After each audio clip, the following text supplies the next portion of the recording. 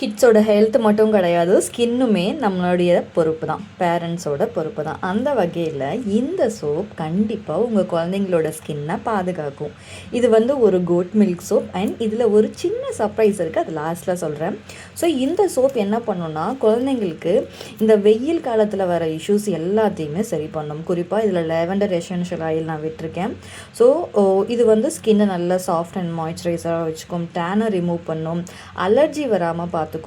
So அந்த மாதிரி நம்ம கோட் மில்க் பற்றி தெரியும் இல்லையா, நல்ல ஒரு மாய்ஸ்சரைசர் கண்டென்ட் கொடுக்கும். இதில் vitamin A, D and B இருக்குது. ஸோ உங்கள் ஸ்கின்னுக்கு இது ரொம்ப ரொம்ப சேஃபு.